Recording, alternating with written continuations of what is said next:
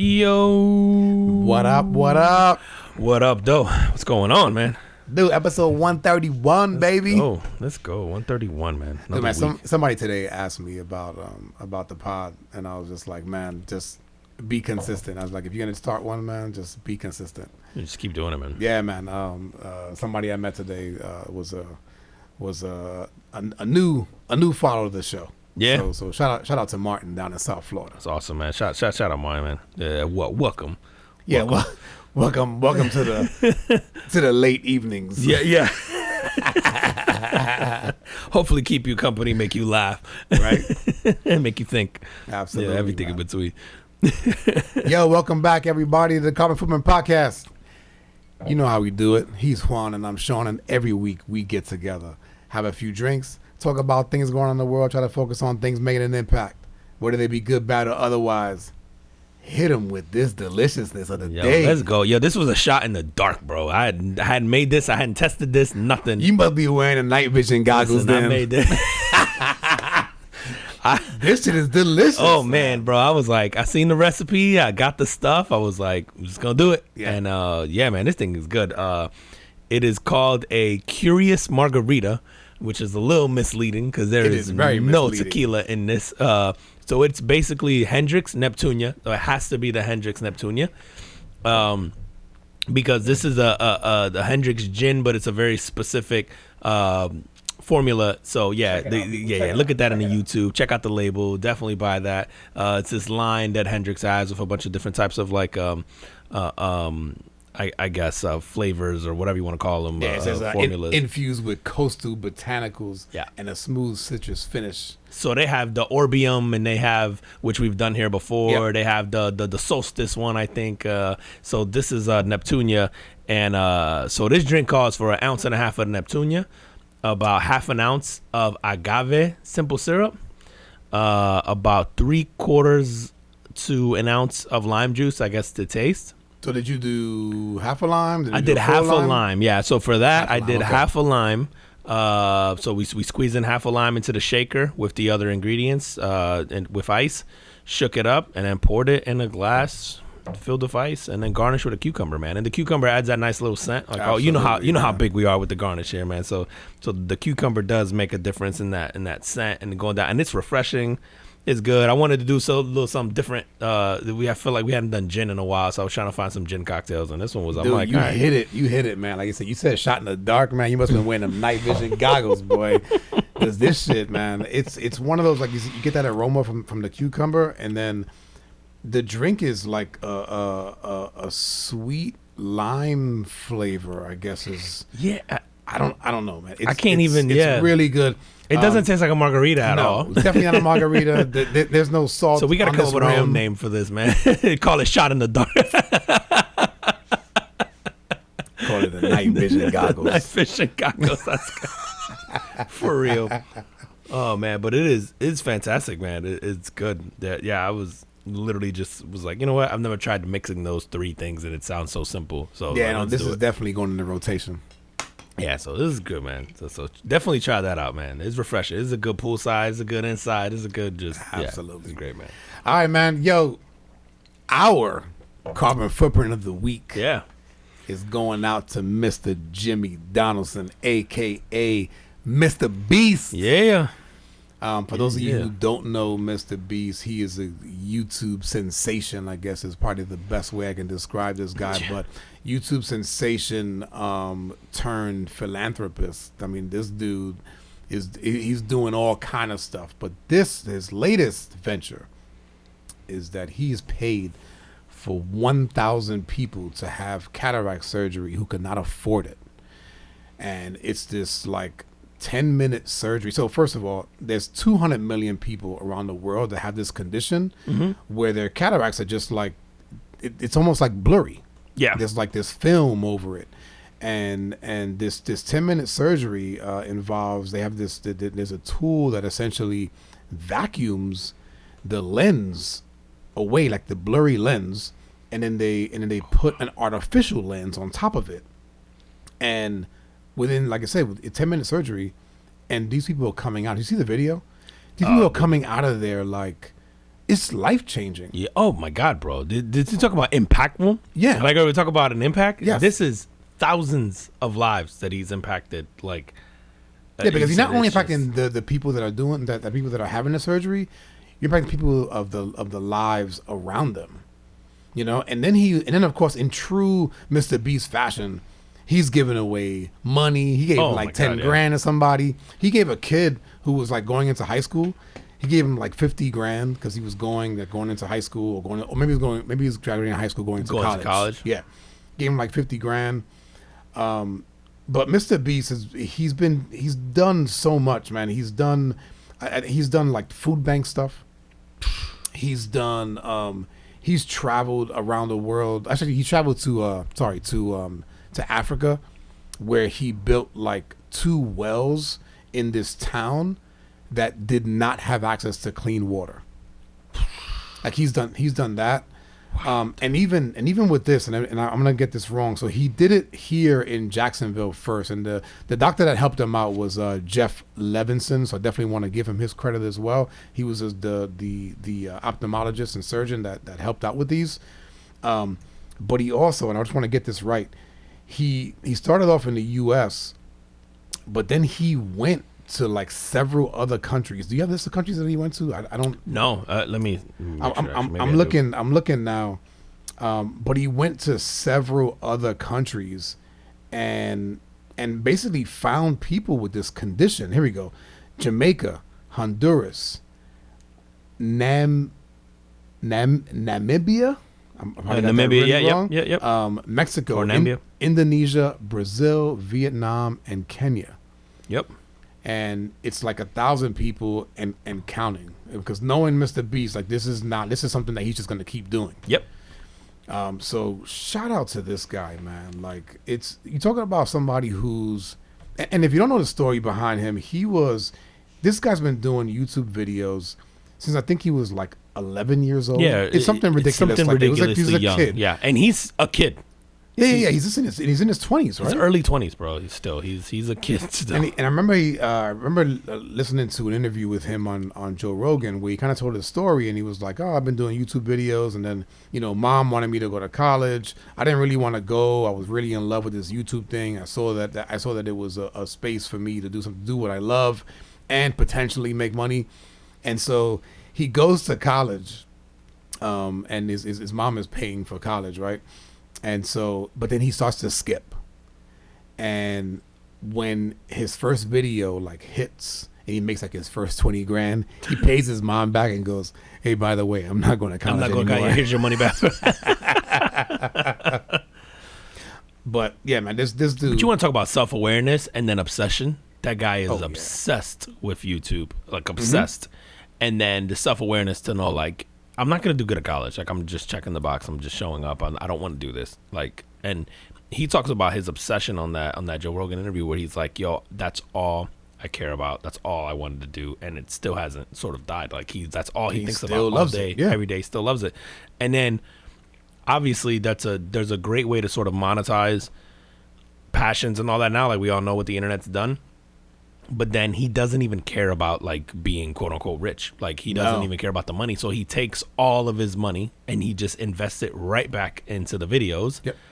And then he does shit like this in the videos. He gives away money, like he's giving away, like Lamborghinis, and he's giving away $1 million, and he's done like the whole thing. And it's always, how do I one up the last one? He recreated Squid Games and did that whole thing. And that's right. And I thought this was awesome. And the other part, he has the whole the Mr. Beast burger, and all that shit always goes back to sort of philanthropy. Like, he none of it he does to sort of make money. It's like a means to an end to keep sort of giving away. Right. Like, that's all he cares about. It's like, how can I get the most views on his video so that I can produce the next video so that I can then give away this money? Like, it's all sort of altruistic, I guess, in a sense. Like, he seems to genuinely want to do this stuff to help people. Yeah. And dude, I just can't think of, we were talking last week about the whole deaf thing, and like, and I would say lump this up there with deaf. One of my biggest fears is like going blind. Like, I think of all the disabilities, bro, it's like, cut off my legs, leave my eyes. Dude. Dude, you think about the things you could do if you, and this is not to diminish other disabilities, but like if you lost your hearing or you did lose like the ability to say move your legs, but maybe if you could still move your arms and you could see and you could talk and you could like that kind of stuff. I go, man, you lose your sight, and that's a tough one, man. Like that's a tough one to sort of overcome. That's a tough day to day. Like your life does change. You know, you're talking about from something as simple as walking down the street is different, right? Not that you can't do it, but it's different. And so like just the idea, man, like I can't imagine what it's like for these people to just be able to see either for the first time or for the first time in a long time. Or it's just, and these folks, a lot of these folks, man, are deemed like legally blind. Like that's how bad it is. Yeah. Right, and it's just like this film over their eyes that they just can't get rid of. Dude, it says 200 million people in the world are blind. Half of them can be cured with this. Yes, that's fucking nuts. And I know he's getting so much pushback now. What is I mean, I heard a little bit about it. What is the pushback? People have too much time on their hands, bro. It's so one of them, and he always has gotten this pushback and this criticism is like you're basically sort of monetizing or taking advantage of people's misfortunes to make videos and make it clickbait, and you're sort of like you're. The fact that he's making money off of people's sort of like misfortunes and their bad luck and right, but then if he takes that money and then he reinvests it into other philanthropic efforts, like it's a necessary evil of the whole thing. Bro, I would love to see what the people that are complaining about that. What are you doing? Nothing, bro. Go on Twitter and complain. That's what they're doing. And it's so funny. He goes on Twitter. He goes like he had this great tweet today where he goes like people on Twitter. Rich people should do more to help the poor. Mr. Beast helps, like less fortunate or whatever. And it goes like Twitter, mad. It's just like, you can't fucking win. Like it doesn't matter what you do, man. Like at the end of the day, so like people are complaining about all this stuff, and it's just like, okay, if he's like, why do you have to put a camera in their face and do this whole thing? And then you're basically, you're just doing it then to gain the views, and then the money that goes with that. It's like, well, yeah, and then I can keep doing these things. Right. Like it's one of those things where I'm like, I don't. And you don't want to support it, bro? Don't watch the video. Don't watch the video. Right. It's like, it's that easy. And then I go, would you prefer that he just didn't help at all? Like, you prefer these people just didn't get this help? Like, or do you want them to do it off camera? Like, dude, it's but then if he does it off camera, he doesn't have the means to do this. Like, you got to make it make sense. You know? And it's like, do you truly believe that the guy's heart is not in the right place? You know what I mean? Like, would you rather that he just make, Squid Game videos, and then if he made money off of that and he just kept it all and kept a low profile? Like, is that better? You know what I mean? Like, dude, if you're out there complaining about that, I would love to see what you're doing, because in most cases, most people aren't doing shit. Yeah, it better be better than what he's doing. And it's so trash. And then the other, and even he said, like, I can't believe that half of the people can be cured. Like, why isn't the government paying for this? Because, and he makes a good point. At a minimum, that's another taxpayer in your system. Like, if you don't want to think about the individual, then the economics say potentially, in most cases, that's another person in your system working and able, instead of collecting disability, right? They're able to sort of contribute in the workforce. I didn't think about that, man. Yeah, so he's like going through all these things on Twitter, like, by the way, I shouldn't be, because people are like, oh, why is the rich guy having to do this? And it goes on that rabbit hole, but it's like, okay, but that's not his fault. And he's just like, by the way, you're not wrong, but the government should. Like, how the fuck the government doesn't cover this when it's 10 minutes and half of the people in the world, like, you'd be like, it just doesn't make sense. And then I just goes back to this, like, I think we all have this like empathy fatigue right now, where it's like you have to care about fucking everything, and so like no matter what you do, it's just like, well, you don't give a shit about the pygmies, and then like if you care about the pygmies, it's like, well, what about the animals in this place, and then what about the alphabet people fighting for rights over here, and then what about, it's just like, it's just fucking too much, bro. Like you can't.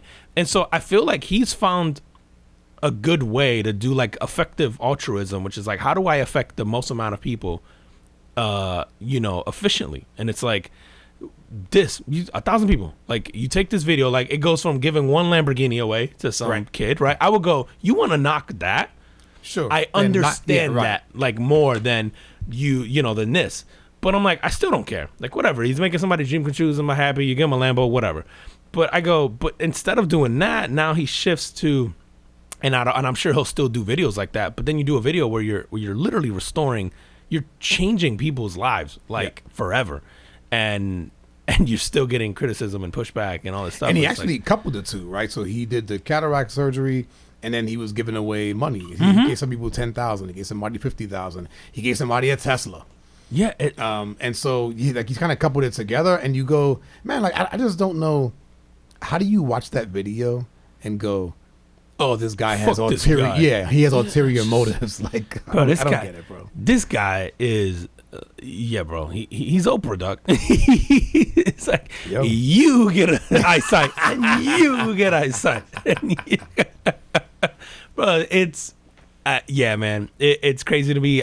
Shout out to him, dude. I remember just being so. I obviously known who he was. Like, my kids have watched the videos and stuff. The Joe Rogan interview sort of gave me more insight into him. Then I've watched him on a couple other podcasts after that, and I have so much respect for like the stuff that this kid's built and done. And listen, seems genuine.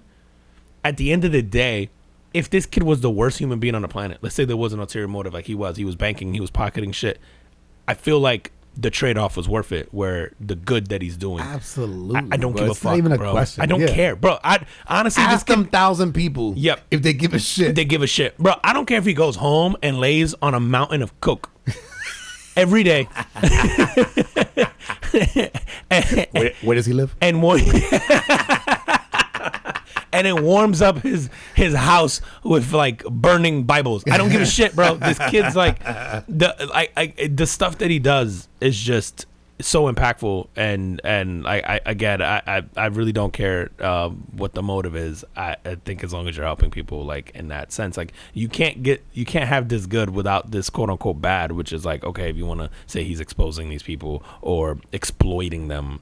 Yeah, I mean, okay. Exploit me, bro. Because you know who ain't complaining? None of those 1,000 people, That's bro. right. Not one. Right? They all chose to be in the video. There was one guy in the video. I think probably the one that touched me the most, man, was a dad who whose eyesight progressively got worse, and then he got to the point where he couldn't see his son's face, and his son was the one taking care of him.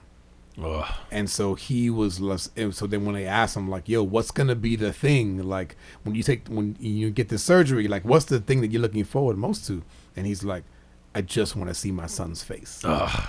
You know, and as a dad, right? Oh, the shit we take for granted. Oh like, my yeah. God, bro. Ugh. And it was a very touching moment of him, and he could tell, like, his son is fine. His son is young and he's fine. His eyesight is fine, and so it was definitely more on the dad's side that he was like, when he saw his face, he's just like, fuck, man, like, you know, he's a guy I love so much that's been taking care of me, and I haven't been able to see his face clearly in years. Yeah, dude, it's just. So it was amazing. Again, like, lives change, bro. And then who knows what these people go on to do with their life? What one of these people will do that'll impact lives, like, later. Like, again, man, that's the whole, like, spirit of the show, right? It's like, you're having an impact, good, bad, or indifferent. And there's going to be people who maybe them getting this is a bad thing. And some people who them getting it is a good thing. And, you know, like, it's just, whatever it is, man, it's I can't imagine that it's not more good than harm. And then also, either way, it's sort of just this almost this cataclysmic, like, dude, this is 1,000 people, and then think of the layers of the people that it affects underneath them. Right. Like, that guy's son doesn't have to take care of his dad anymore. How much does that free up for this guy to go do? You know, like, it's just all these things, man. Like, that's dude, it just snowballs into so much, man. Like, it's 1,000. But it's thousands of lives, really, probably, right? Yes. Because it's layers deep. So it's just like, yeah, man. I saw the story this week, and it was like, oh, yeah, that's not even a question. Like, I'm like, yeah, there's nothing I'm gonna read this week that's gonna be like, that's gonna come close to that. Like, yeah, that's funny, man. We don't typically have the same footprints, man. We came in today, and I was surprised that we had the same one. So, shout out to Mr. Beast. Yeah, you are making an impact in this world. Please keep doing what you're doing. I know you'll never hear this, but you know, you got a couple dudes over here pulling for you. Hell yeah. And they asked him to run Twitter before. He asked Elon if he can have Twitter one day, and Elon was like, maybe. You seen that shit before? Nice. Like, maybe we do need Mr. Beast running Twitter one day, man. That's dope. Oh, man. Speaking of Twitter, man, you see Elon is he's applying for, like, a regulatory license to facilitate payments on Twitter. So he's basically, like, kind of taking on PayPal. And, you know, Twitter's been struggling with with their financials. Yeah. And so he wants to sort of make this like Twitter payments as like a PayPal, so to directly take on PayPal and to produce a fresh stream of revenue. And he's the founder of PayPal. What was it called though? It was called something else. Yeah, it's called something else. I can't remember. Yeah, but then it was still PayPal when he sold it, wasn't it? Or did it turn into? I don't remember if it turned into PayPal, but I feel like it was called, like, I don't know, like X.com or some yeah, shit you might like be that. right. It was, you might be right. Some funky name. But yeah, he was a creator. But he was a creator. That's how he made his first sort of millions or whatever. His 100 million. That's what got him. That's the money that he turned into the SpaceX and the Tesla investments and all that. Yeah. So that's funny to see him sort of come full circle. And now, so who knows how to do it better than Elon? Probably. Yep. He was the first. And then again, that brilliant mind. That's gonna be interesting, man. It's like, let me tweet you. Let me tweet you for that instead of Venmo or like Cash App or all that. You just go like, let me tweet you. I don't even know how that works. Twitter is super popular. Oh yeah, it's my favorite social media app. Like, and I don't. So like I don't get. Maybe it's because there's not a lot of advertisements, I guess. But I feel like there is more now than there used to be. Yeah. So I have a hard time understanding how they don't have the revenue stream, but clearly they are struggling on that side. I always go like, when was the last time you spent money on Twitter? Yeah, but you know what? The same shit. Remember when Facebook went public? Yeah. And the skeptics said, "Don't buy that stock." Like, when's the last time you spent money on Facebook? And it's like, yeah, stupid. It'll go. Yeah, but I think short term, right? It was the right move in terms of like, don't buy it, let it dip. It did take that like crazy dip. Yeah. And then if you got in at that, and I think that's what the initial idea was, no, let it go down to like the $10 or $15 range, which is what I did. And then you bought in, and then obviously it took off to something crazy. But then like, because at that time Facebook didn't have or at least it wasn't like sort of as big as where they were having the whole videos, and they were sort of competing with YouTube in a sense of like where they do videos and they do video games and they do streaming and they do like Facebook gaming and all that stuff. Like I don't know that any of that stuff was sort of and the market. I think it was conceptualized, but yeah, it wasn't as popular as it is now. But yeah, man, dude, it's just so wild to see like this shift in all these like this social media and all this stuff. Like it's cool to see. Like honestly, WeChat, man, I remember WeChat like 8 to 10 years ago, hearing like, oh, I'm making payments on that, like in China. Like, yeah, and it's funny to see. Is that all growing here? No, I think it's still mostly Chinese, but okay. It's hilarious when I think about WeChat, and I remember downloading it and creating a profile, doing that stuff, and I use it to interact with like folks that I worked with that were in China. Yep. And it's funny to see sort of like if you take like this like, I guess if you collate like sort of all of our social media apps, you sort of get what WeChat was 8 years ago, which is like a little bit of mix of everything. It was a little bit of Instagram with a little bit of Twitter with a little bit of Venmo and a little bit, like it's all these things now. And it's like funny how we've created all these other smaller apps that do what WeChat was doing for. So I remember people telling me like, oh yeah, I don't use and this was like, again, 8 to 10 years ago. I remember when you first told me about that. Yeah. Like, oh, I don't use money at all. Like I use this. And this is before we started using Venmo. It was a presentation by somebody in the company. Yep. That was from like he was sort of like I don't know, he was from China. Like and he was kind of heading that sort of the China region. Yes, and I remember him talking about that. Yeah, and I think he was the one that put me onto it, and someone else we worked with at the time. And I think initially I did it as a way to communicate with them. And then they were sort of telling me like, oh yeah, I don't carry money at all. Even my cab, you pay for it through WeChat, and you do all this stuff. And again, this is almost a decade ago, man. Like, that was a while back, man. Yeah. So it isn't new, but this is before we were like using Venmo like we are now, and before we were using Cash App and Zelle and all this stuff. Like, these things were around, but they weren't. Yeah. And it's funny to see how all this social media now is basically becoming like WeChat had all of that already built in back then, and sort of all these things now are sort of starting to like build their way there. Like it's just bizarre because now you get Twitter, then you get videos on Twitter, you get pictures on Twitter, you get obviously like posts, you get now you can make payments, like it's like all this stuff is basically starting to become like that.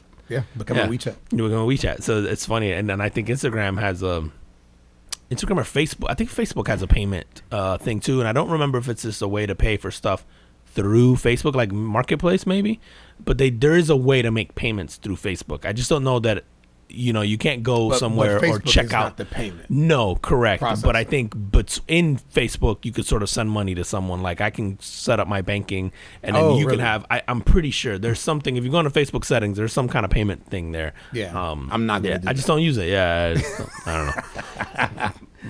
Dude, we got to get on this Tyree Nichols thing, man. Yeah, man.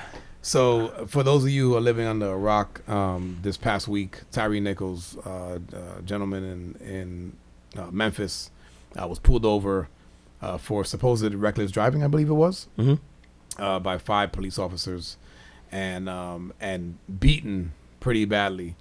The video, I know you said you didn't see it. The video was very reminiscent of like a Rodney King. Wow. Except this was like black on black, right? All 5 cops were black, and this was a black male as well. And so for me, it makes it worse, right? Because you go like, you should be trying at least like, if you're a black man in America and you've seen the things that have gone on, like that should never happen under your watch. No, and do you think? Because I saw some of this debate on like, oh, they acted sort of immediately. These cops are fired immediately. There wasn't this long drawn out protest. Right. They didn't get like suspended or suspended with pay until. Right. And so the conversation becomes: did they do this because we're learning something, or did they do this because the cops were also black? And so it's easy to fire black. You know what? And that's possible. Yeah, it's possible. But you know what? I don't know the answer to that. But I know it's like a debate now. But I also go like, what happened to those guys is what we would expect to happen to any officers that did this, Absolutely. Right? So whether that didn't happen in the past, and perhaps it was because they were white, like I don't know. Mm-hmm. But what happened to those guys, these 5 cops, which was they were all immediately fired. They were part of a unit called Scorpion. It actually has it's an acronym. Let me see if I have it here. But they were part of this unit called Scorpion. It stands for Street Crimes Operations to Restore Peace in Our Neighborhoods. Okay. So good job. Yeah. This Scorpion unit was immediately disbanded. And I said those guys were immediately fired, and they're being charged like as they should. Like this is what is supposed to happen. Yeah, like you're not impressing me by doing this. Like this is what should happen in every one of these cases where it is found that there was some wrongdoing. And even I saw the EMTs and some firefighters are getting fired. Either suspended or pending investigation. Today they fired like 2 or 3 of them for not following protocol with how they handled it, and again how they should all be handled. I think in sort of the wake of these things, when you find that there was like obvious wrong. I didn't watch the video, man, and I even, to be honest, bro, it's not even worth watching. Bro, it's that. It was like, do I want to watch somebody else do this? Like, what reaction is gonna sort of elicit from me? There's also this thing now, man, where I feel like I have this thing where it's like the mass shooting thing, where I see the headline and I just keep scrolling because I'm not shocked. Like I've become so desensitized. Like I almost come to expect it. Like. I saw it and I was like, fuck, man. And I just went like, another one. And then, obviously you couldn't avoid it. Then shit just started popping up everywhere. And so I was sort of forced to like at least read an article here and there and try to get at least a little familiar with the situation. But I remember like the videos I seen the thing and I'm like, I don't even want to watch it. I don't know that I want to watch it. Like, I don't want to be mad. Like, I'm like, I don't want to be upset about this. And that's what it is, man. I mean, like, there was so many times throughout the video where I'm going like, yo, there's 5 of you. Just put them in put them in cuffs and put them in a car. Yeah, and it was just one of those things where like I'm gonna be outraged, as rightfully so. I'm gonna get mad, it's probably rightfully so, like as you should be. But it's like, I think I have so little faith, right, in the change that I'm just like, there's gonna be another one tomorrow, and the day after that, and the day after that, and we're gonna have protests, and we're gonna do this and that, and like nothing's gonna change. You hope it does. The protests have been pretty peaceful, actually, and I'm happy about that, man. I think like that's how I think that's how you sort of, or that's how you bring sort of attention to it or whatever. But like, I don't know, man.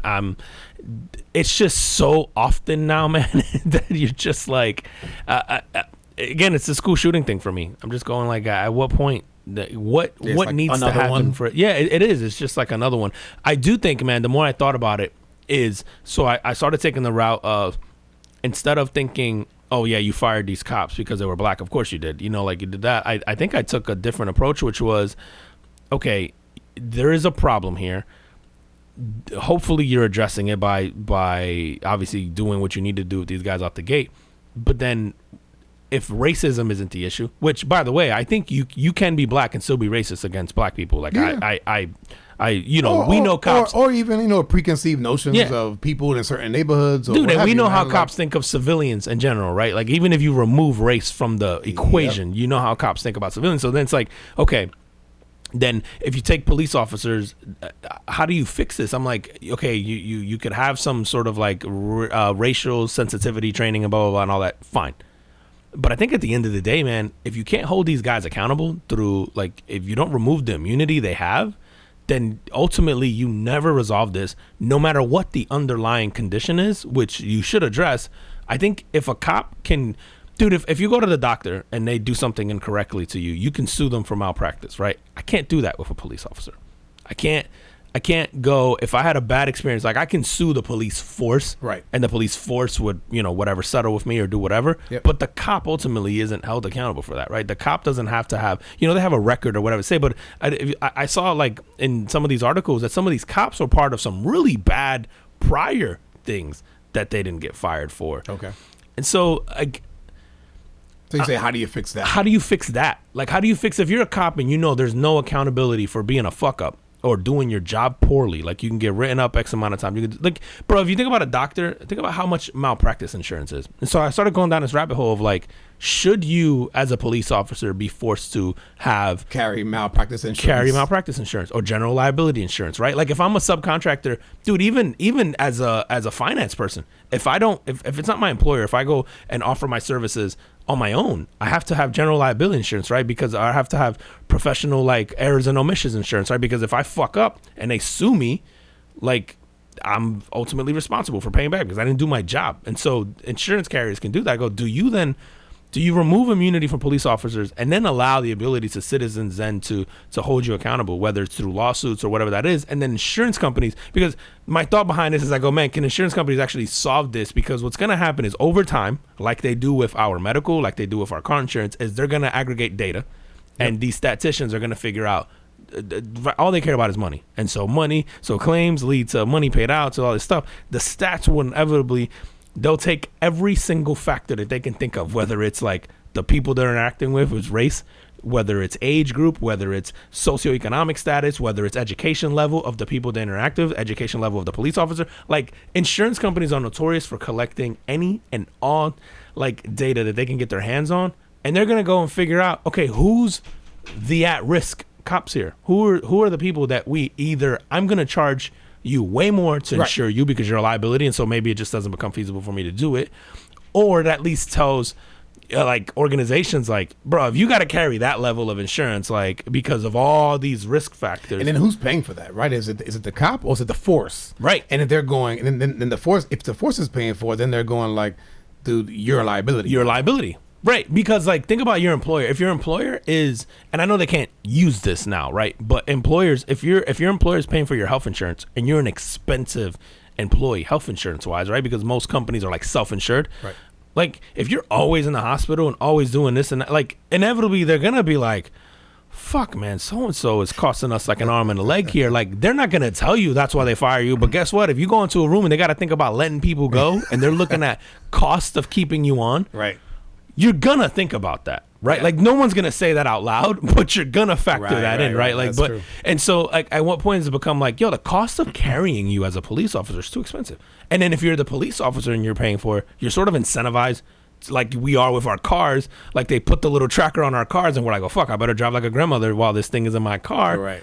Like, do you do that and then force it that way? Because even if it's disingenuous, you're sort of incentivizing them to just not be assholes.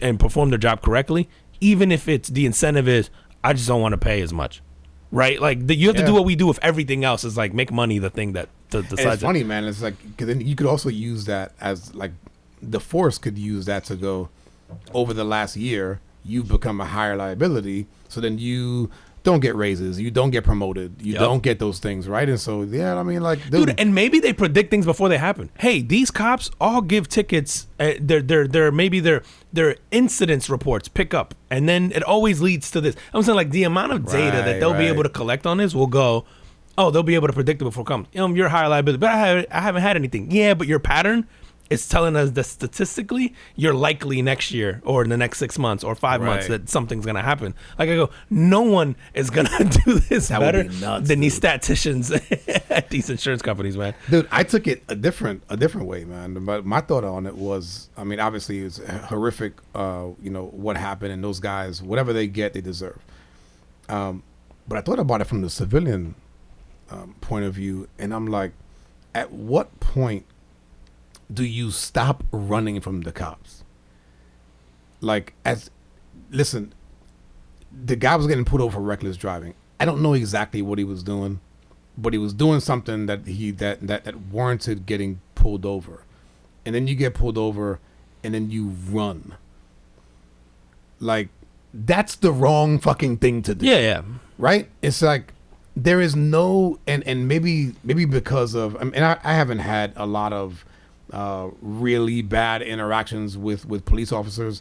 I've had a few kind of questionable things, but I've always kind of stayed my ass there, try to be respectful, even if they weren't, because for me, I'm going, I just want to get out of this as soon as possible. Running away is not the way for this shit to end.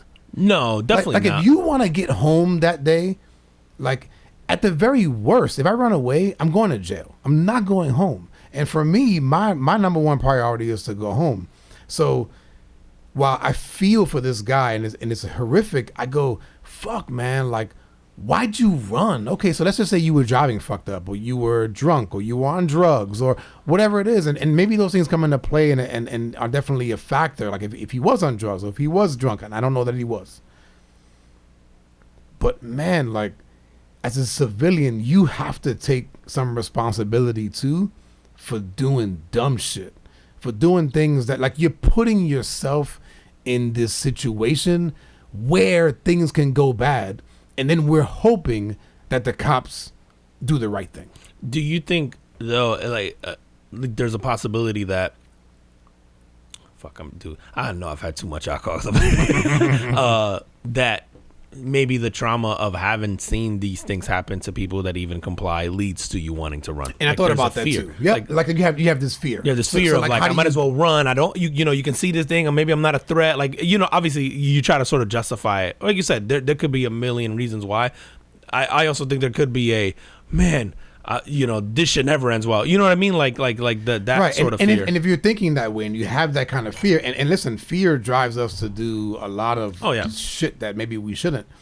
But it's almost like, okay, if you decide to run, then are you truly thinking that you're going to get away? Or are you going, I might as well run because they're going to jail anyway. Because they're going to beat me anyway. I'm going to go to jail anyway, or whatever it is, right? I don't know what you're thinking. Yeah, I don't know. And again, it's hard. It's folks like this, you wish they would have survived to kind of tell their side. Yeah, like what? Hey, why? What? Why did you do this? Why did you run away? Why did what? The reckless driving thing, whatever, man. But once you get pulled over, and that's what I have teenage boys that are beginning to drive now. And I constantly talk to them about, dude, if you get pulled over, this is what you do. You are like uber respectful. You are like hands on the wheel. If the windows are tinted, roll them shits down.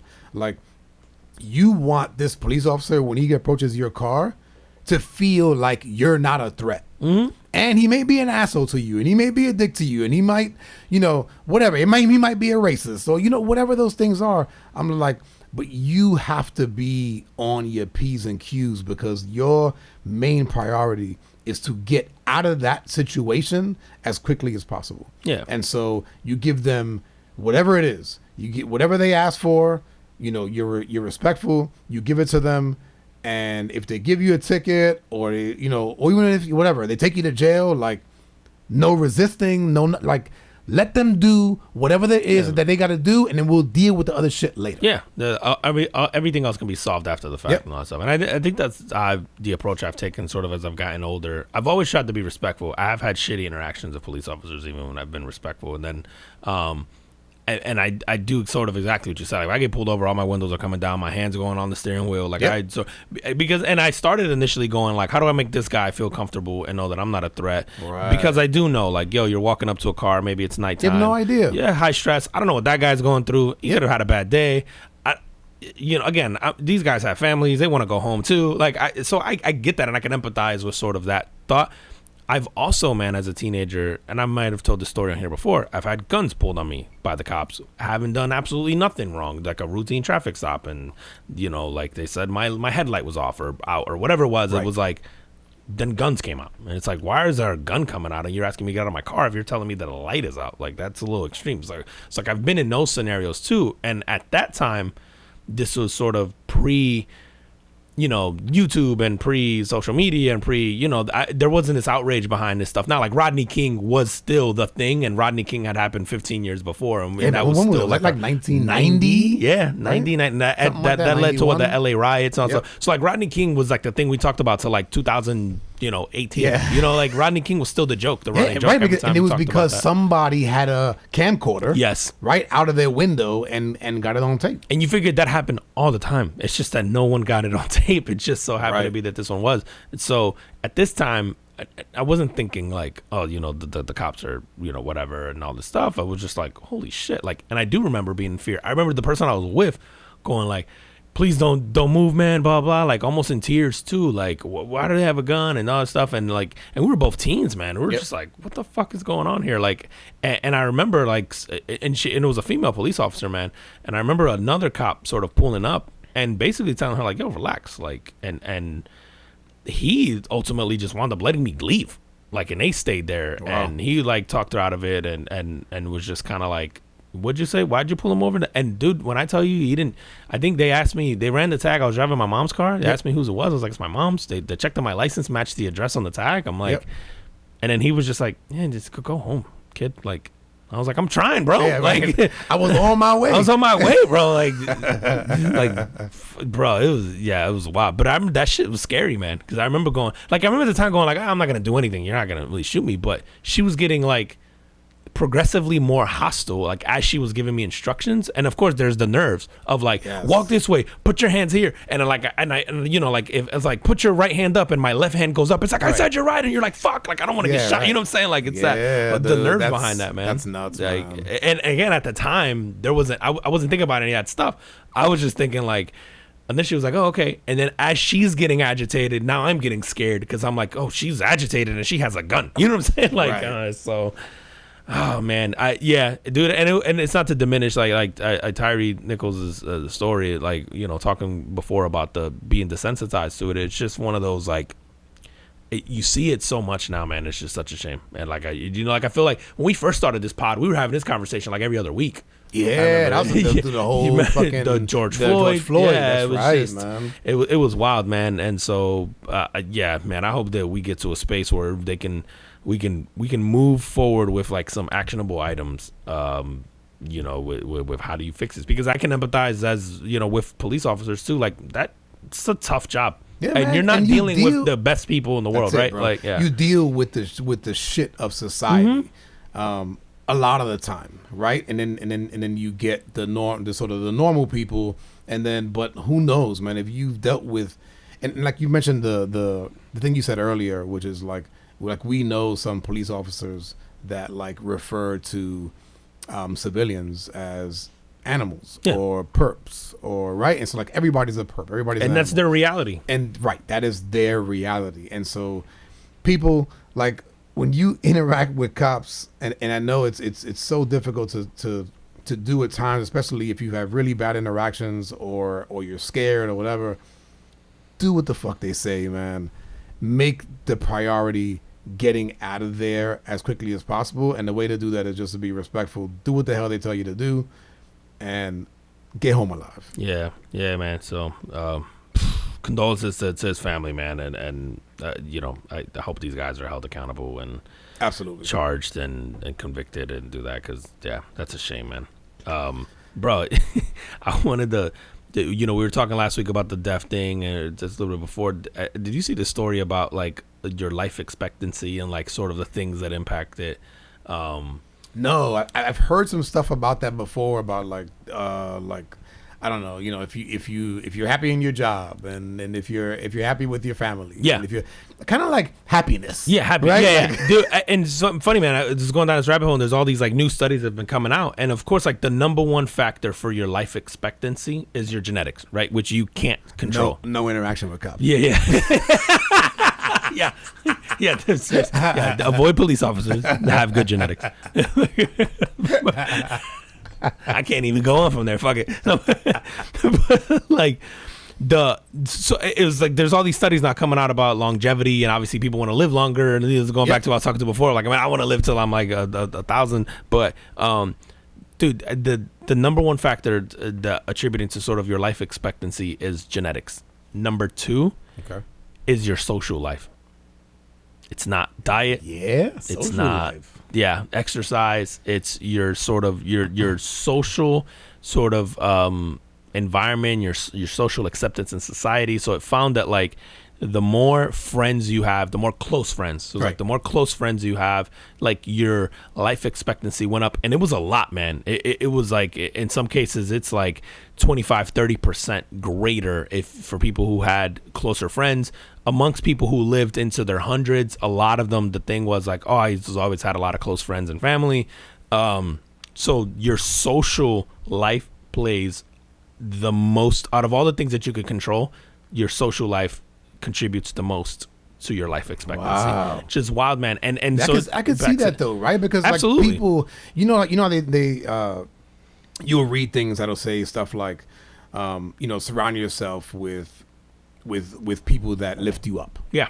Right. And so and we all know what it's like to have a friend or friends that when you get around, like your energy levels go up. Yeah. Yeah. Right. And so what's it like to be around those people more often? I don't want to say all the time, but and you've had the ones that bring it down. Yep. Like, I mean, there's people who got family that do that shit. Yeah, too. that are pessimistic and their thing, and you're just like, wow, it's draining to be around you. Like, I'm always in a bad mood or sad or like you said, or you're just happy to leave, or you're just happy to go. Like, you're just like, ooh, man, that was tough, dude. I can so see this. We touched on it like really briefly on the way out last week, where I was mentioning that the weekend before I had done this. So I guess last Saturday, we did this sort of like guys hang, like one of my uncles do the guys hang, and it's funny, man. So as I've gotten older, I'm more sort of like in touch with, or I can recognize sort of my body and the things that, like, when I eat something, I'm like, oh yeah, this did that, or like I wasn't as aware of my body, I think, when I was younger. I'm more aware of my body now and things that it goes. But I do remember having this feeling like that, like it was such a good hang, such a good time. We're just laughing, we're eating, we're having a few drinks, like, and I remember just feeling like this, just so loose and so happy, and then even like the next day was like, man, that was such a fun hang, like, and it was like. And so I can sort of see that being, okay, if you're doing that kind of thing all the time, like, of course you're like, because the opposite of that is I can also super recognize now when my body's like really tense and I'm not wearing stress well, and like, like people are like, oh, you look stressed out. It's like you have this like I don't know, like all your muscles are probably like flex all the time, and like there's this, and you go, yeah, I feel like this isn't good for me. You know what I mean? Like, no, and I've been stressed out where people will just look at my face, and they'll go, ooh, man, like, bad day, and it's like, fuck, man, like, am I wearing it like that? And yes, the answer is yes. The answer is yes, man. And so I can totally see that. And so going down the article, and I mean, just Google life expectancy and friendships, but there's so many of these correlations and so many things that this impacts, and the percentages are just wild. And again, the consistent theme was like, you got to have close friendships, close relationships with family,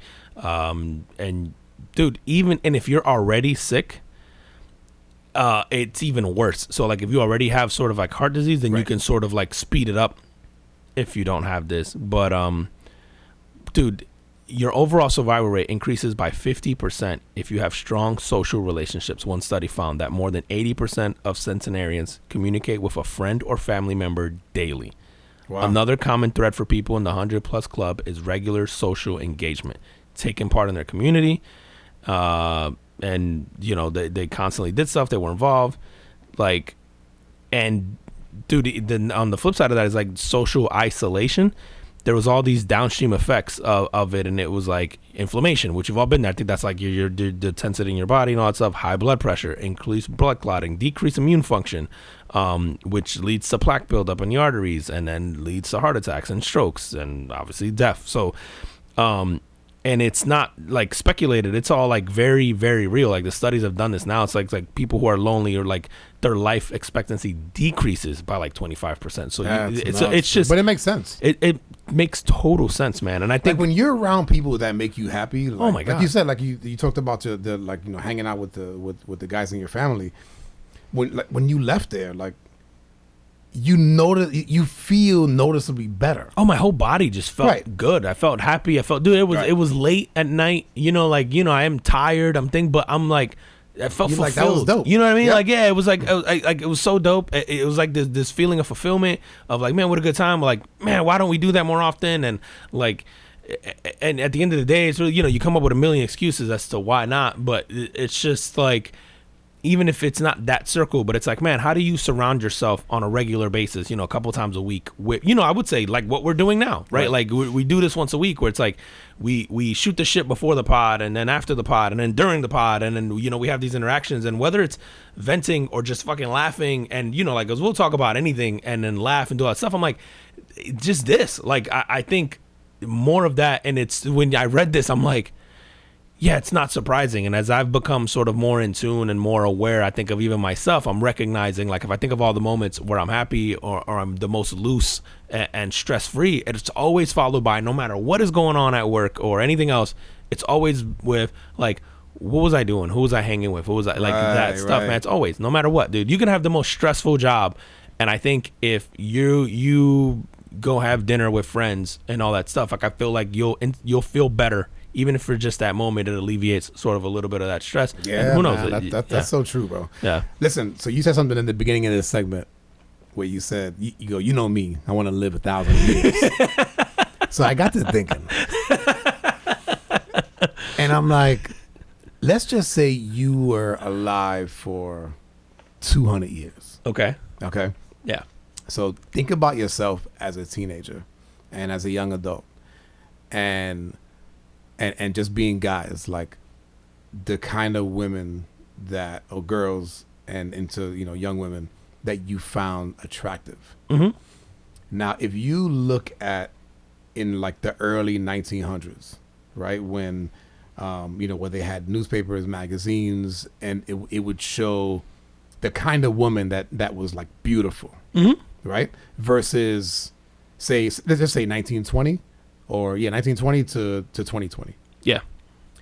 The kind of woman that's beautiful in 1920 is not the kind of woman that's beautiful in 2020. No. At least by society standards. No. Yeah. So absolutely. If you live 200 years, right? Yeah. And your early adulthood was in the 1920s, are you still attracted to that, or does society like make you believe that beauty has changed over time and you no longer attracted to that and you're attracted to the new beauty? I think it does. Because if you think about even fashion, right, like things that you would never wear now, but then then suddenly they become popular, and now you're like, oh, that actually looks kind of cool, whether it's baggy jeans or skinny jeans or all that stuff.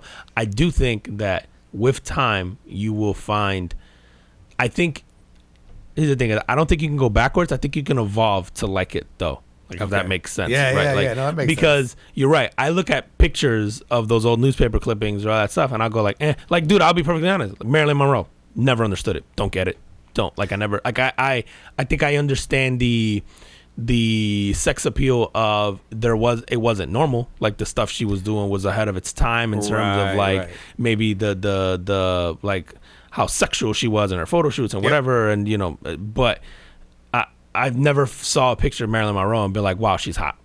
Not once. Like, it just didn't do it for me. But I know people from that era will be like, you know, that's like the Kim crazy. Kardashian of our time, you know, whatever the fuck. Like, you know, pick whoever now. It's like, so, and I've seen like pictures again of people from like the 50s and 40s, and I'm like, nah. Like, but I'm sure if I lived then, I would like it. So I think that because that evolution happens gradually, I think that you sort of you don't even realize that it's happening to you if it was happening moving forward. That's a great point, because you know what? I just thought about, if you look back at, like, I don't know, like say pictures of high school, right?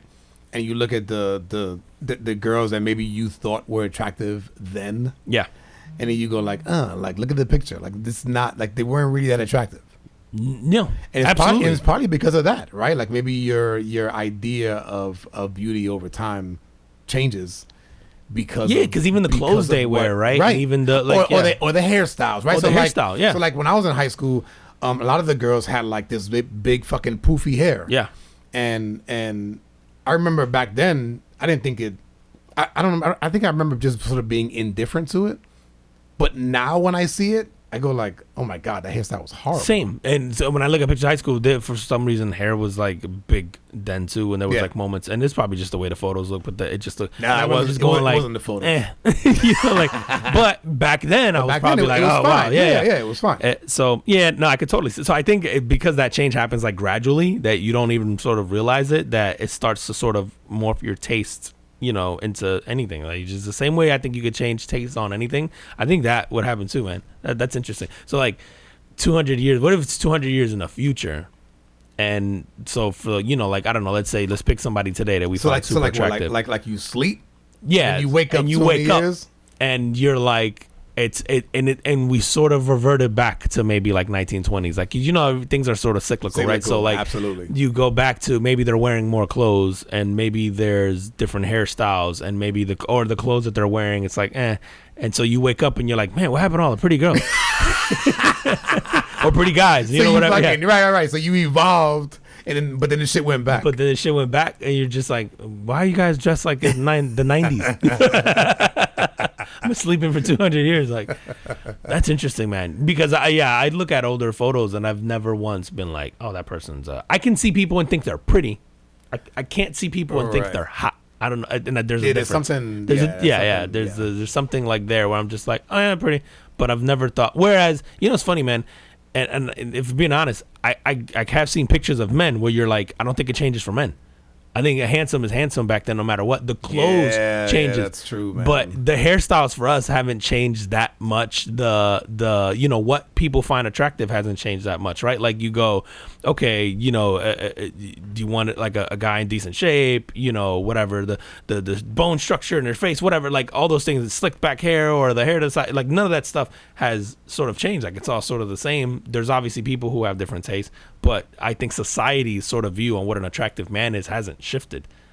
That's interesting, man. Because you're right. If you see like a Robert Redford, yeah, right, and you go like, oh yeah, that dude, bring him to today's world, like he's still a good looking dude. He's still a good looking guy. Yeah, you go like if Elvis Presley rolled out tomorrow, like minus the outfit, yeah, somebody would still look at him and go minus like, the outfit and the weight. Yeah. Yeah. I'm talking younger Elvis. Younger Elvis. Right. Pre-drug Elvis. Pre-drug Elvis. You'd be like, oh, still a good looking guy. Like, but I don't know that. You see, his daughter died recently. Yeah, which is wild, man. Wasn't she like only like in her 50s? Dude, early 50s, man. Right? Yeah, she was young, man. She was young. So like, dude, man, she looked horrible. She looked awful, but people thought she was like hot, and I'm like, I never understood it. Like, I never got it.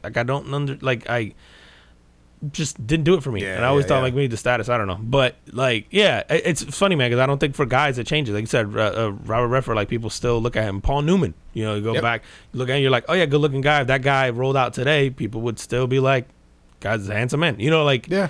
And maybe it would be different. Maybe it'd be the same for the women too. If they, you know, their hair would be different, they would dress differently. Dude, Farrah Fawcett is not getting looked at twice today. Are you crazy, bro? I don't think so, man. Yeah? Nah, bro. You think you put Farrah Fawcett up on a thing and you got Adriana Lima and like a Kim Kardashian and Beyonce? Yeah, but just say don't like just a non-comparison, right? Just her on her own, like in her prime, bro. She was. Yeah, dude. That's how I know you old. You're crazy, bro. And she was already old when I was a kid. Yeah. Like when I was a kid, you know, she was in like the freaking show Charlie's Angels that was on the show. Like, but like I was a kid, right? She was already an adult. Yeah. But I don't think she's ugly, but I don't think she's leading lady, right? Like I don't think she's gonna get the. I don't know, man. Yeah. Just don't think she's gonna be that. She's not gonna be the VS Angel. You know, like I just don't think she's that today. That's not to say that she is like good looking. You know, like I don't think that she's ugly, but it just doesn't do it for me. But again, I'm used to seeing like certain types of women now, right? Like the people that we see now are like, yeah. After the pod, we're doing Farrah Fawcett. We're gonna go down that rabbit hole. We're gonna do an image search. All right, maybe you might change my mind, man. We'll see. Here's the real test: is you got to show me pictures of her fully clothed, like no bikinis, no. All right, I'm out.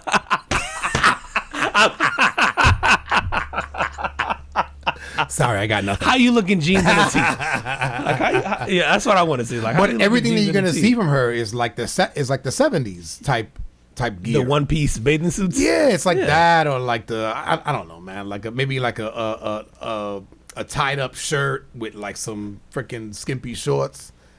But even the skimpy shorts back then, like in comparison to now, yeah, but that's what I'm saying. Yeah. So I get it. I'm desensitized, bro. The internet has ruined it. She could be in a bikini and like she wearing too much clothes.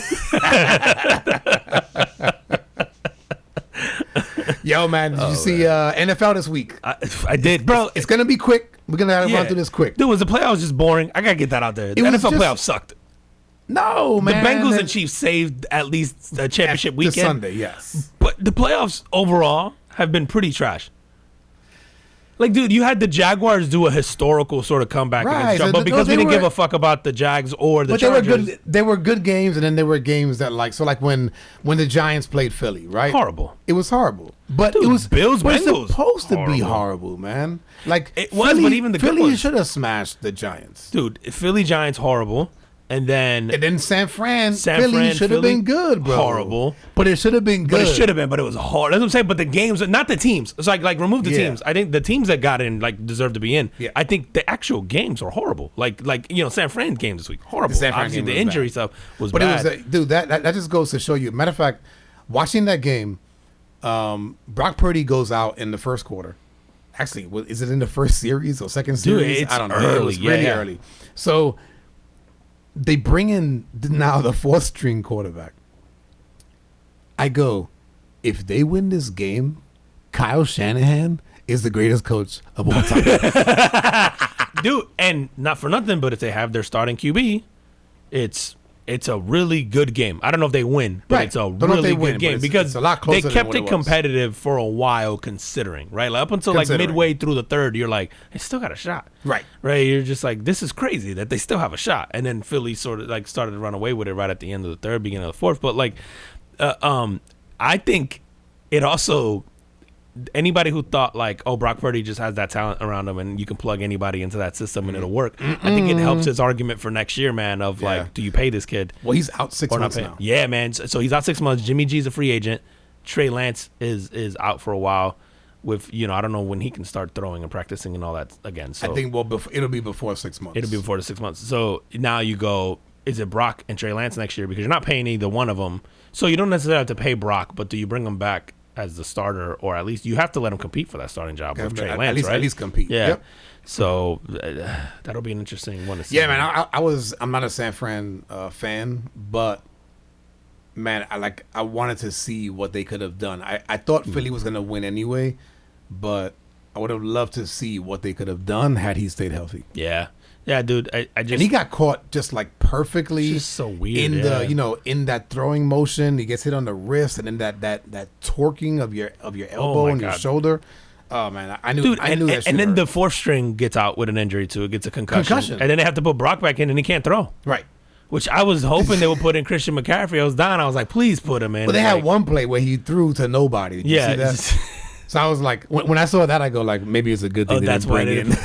But you go, dude, is somebody who can throw, like, I guess Brock Purdy is familiar with the plays and he knows when to hand off on those read options and take off and whatever. Like, I guess you get that benefit because with Christian McCaffrey, you're going to just keep handing the ball off anyway. And he's probably, the chance of him fumbling that is pretty high because he's not used to doing that. So I guess you just leave Purdy in. But dude, did you see that Steve Young? Yeah, he posted. He's like, I'm in the parking lot warming up. Let me know. Yeah, I wonder if Steve Young got a quarter in him, bro. You think he got a quarter in him? Dude. How awesome. I know. NFL Did you see that be allowed to that do that took him out? It's been a while, man. Yeah, I forget what I want to say. It's like the Arizona Cardinals, man. Somebody comes in and smashes them, and I was like, oh man, like that was sort of like the end of his career. He just. But he was known to be a running quarterback. Steve Young. Dude. I'll tell you a quick story, man. Watching, I think it was a Monday night game, Bears against the 49ers. The Bears take out. This is in the 80s. The Bears take out Joe Montana. In comes Steve Young, and I'm like, oh yeah, we got this game. Steve Young destroys him. I think he was 41-0, bro. What? Yeah. He destroys a pretty good Bears team. And he wasn't obviously Steve Young yet. Oh, this guy comes in and he's running over linebackers, bro. And I'm like, who is this guy?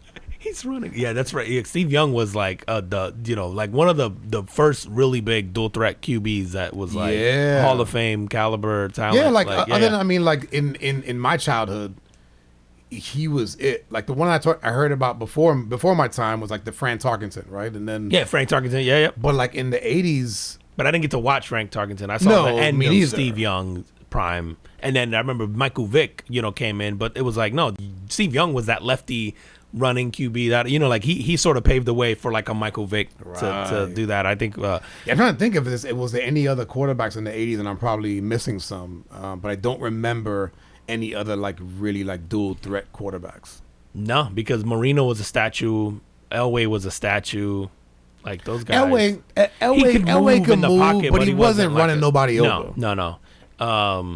Steve Young was lowering his head and trying to run you over. Trying to truck people. Troy Aikman wasn't. No, he was a scrambler either, not. Man. Yeah. Yeah, man. Shout out to those guys, man. That's awesome, man. But yeah, dude, I would say the Minnesota game horrible. The Giants, all the Giants games are pretty bad. All the just the playoffs in general were bad, dude. I go even the Chargers and Jaguars. That was historic, right? Because of the comeback. Yep. But you go horrible first half of football because it's all one sided, and then horrible second half of football. Because it's all one sided. And then if you have a better announcing crew, then you're probably a little more into that game because of the historic nature of the comeback. Was it fucking? Oh, that was Chris Tony Collins? Dungy, and I think was it Chris Collins? I think it might have been him with Tony Dungy. And Tony Dungy, I'm not even sure that he's conscious for most of it, bro. He's just so bad, bro. Oh, so like I don't remember who. Why am I not excited about this last drive that the Jaguars could potentially like? I hate the Jags, but the game should make you feel like, oh shit, this is wild. Like, I never felt that way. It was very boring. Like I don't know, but. And we should care about that, but I guess we didn't care about the teams in it. So it was so we were more like when you talk about that game, you don't even talk about the Jags comeback. You talk about how the Chargers fucked that up. Right, the Chargers collapse. Yeah, man. The rest of I can't think of another game. Like you always get those like usually it's like last possession on the playoffs. Like it's always down to a field goal. Like almost always it's like down to a field goal. The first round you get some blowouts, and then after that divisional conference, it's like every game usually comes down to like who has the ball last. And then, other than Cincinnati and KC, man, it was like, and dude, and I had this as a talking point, man. Bro, the guy from the Cincinnati Bengals, Osai, who commits the penalty at the end, that puts them into field goal range. Yes, that is such a perfect example, a lesson I think that we could all like in sports, in your personal life, and whatever. The lack of discipline, right? How it will come back to bite you in the ass, man. It's because I don't think there was any malicious intent. I don't think he was trying to get a dirty hit. No, man. I think he was just really coming full speed. Yeah, and I think it's just full speed. It's just you're caught up in the moment. You don't realize probably even where you are. You just see him there. You need to push him backwards so you can keep the clock running. Like all this stuff is running through his head, so he's probably going like, I need to push him, make sure he goes out the other way. Right. But in that, you start to realize like you have to be aware of where you are and the situation and all this stuff, and you have to have that discipline. And I think this is just one of those things where you can go, man, in life, if you don't have that discipline, man, like all the talent in the world, it's the difference between winning and losing, man. The talent is like null and void, bro, because like in that scenario, literally. And I don't know, the maybe they go for it and they still score. Maybe the guy hits a 60-something yard field goal, maybe, but probably not. And you literally cost your team an opportunity to at least play in overtime for a Super Bowl. Correct. Like, yeah. So. Dude, one time, man, when I was in boot camp, Marine boot camp back in probably was 94, I guess. our platoon was going against another platoon in pugil sticks. So those of you who don't know what pugil sticks is, picture like a big Q-tip.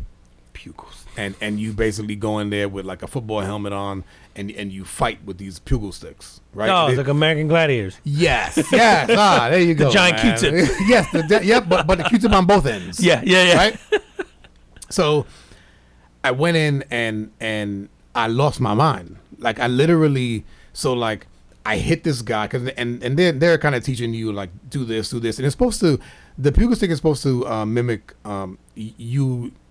a rifle, but you're out of bullets, so you're fighting with your rifle, right? So you have a bayonet on one end, and then you have the butt at the other end that's really hard, right? That you can swing and hit. Got it. Okay. Right?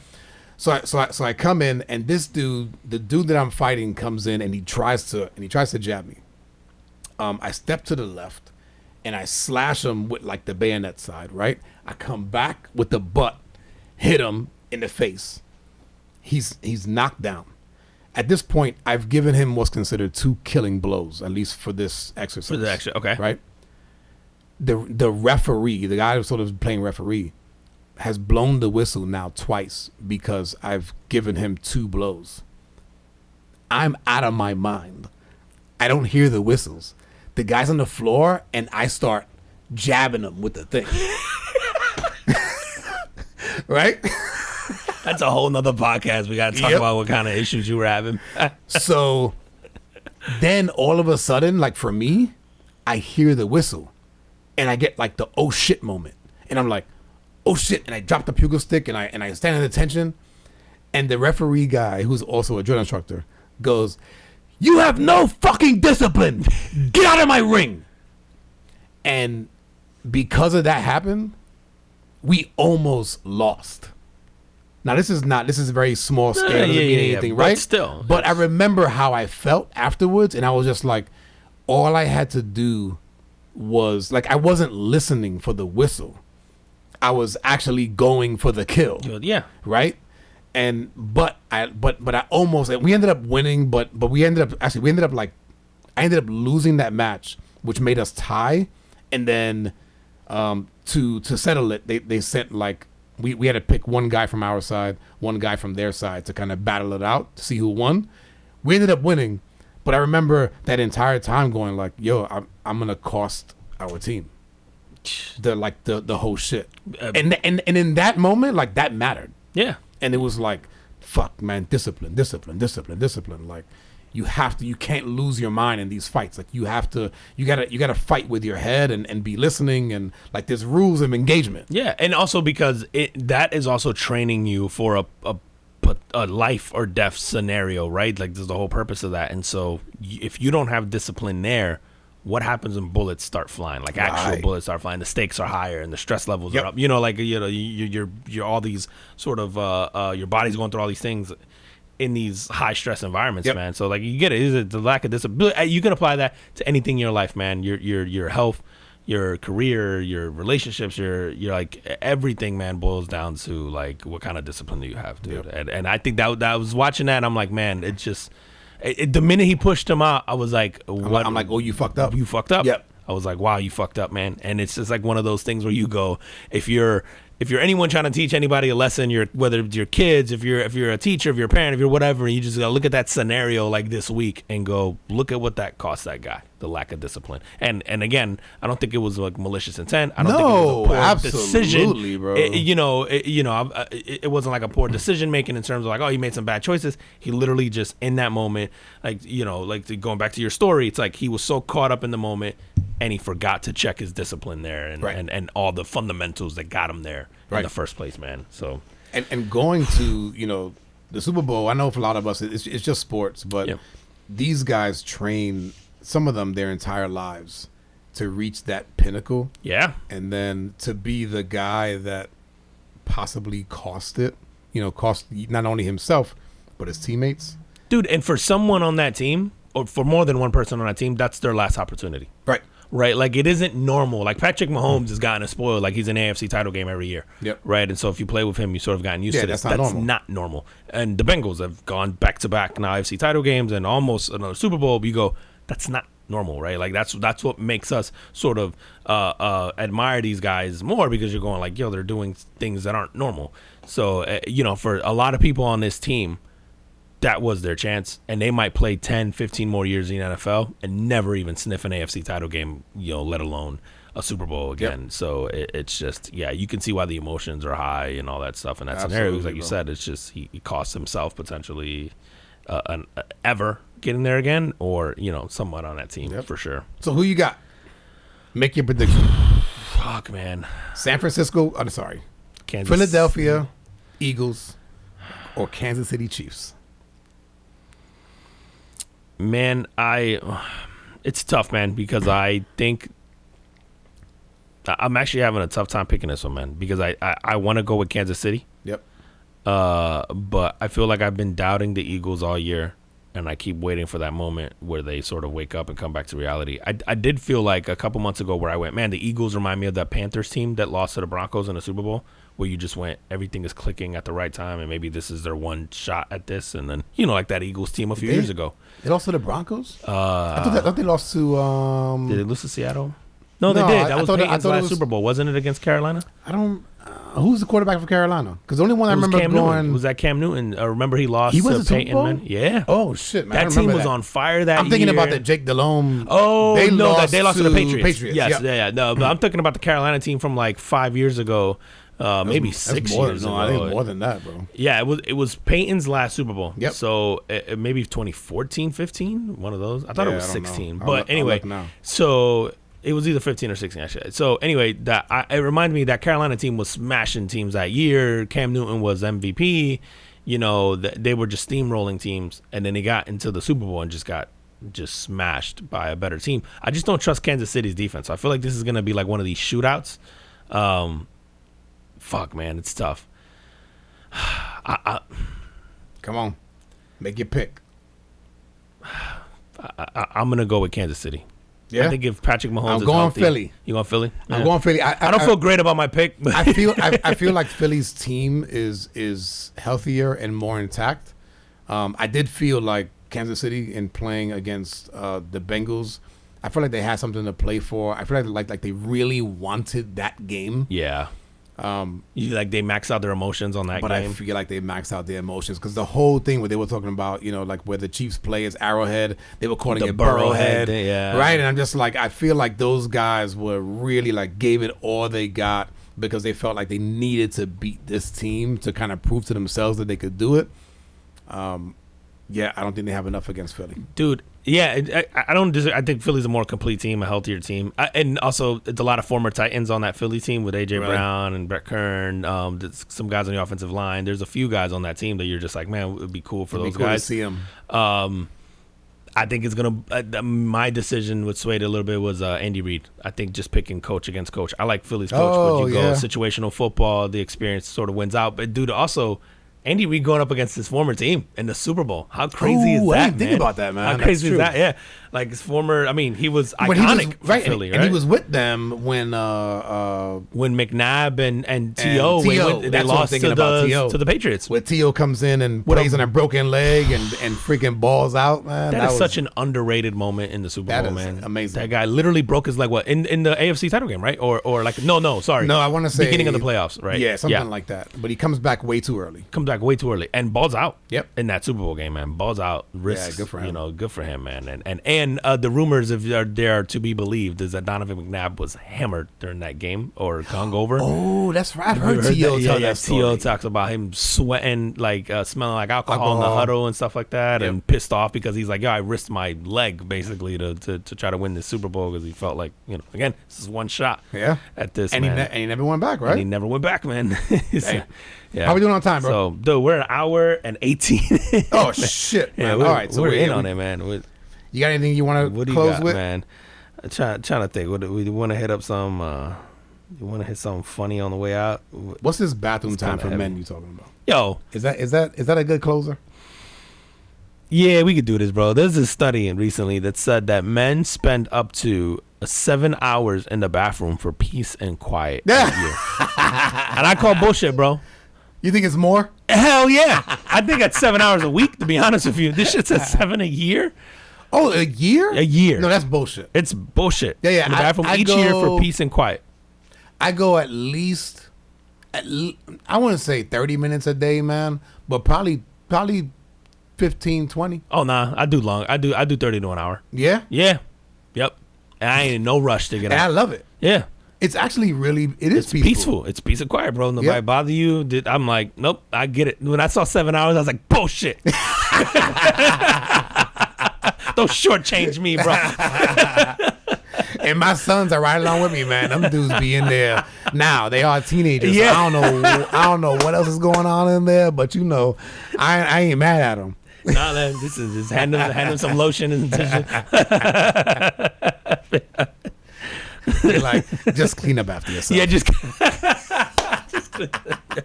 Yeah, just don't dry. Have your dick look like it got vitiligo.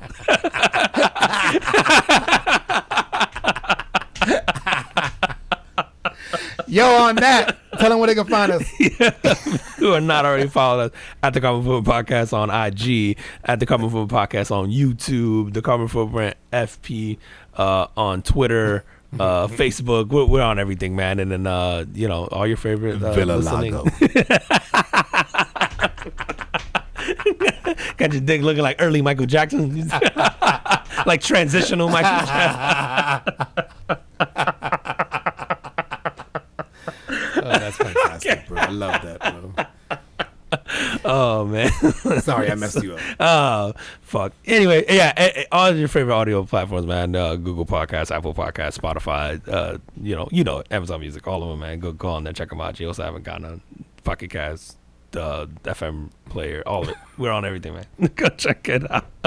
Yo, as always, we appreciate you guys, and we will see you next week. See you next week. Peace. Peace.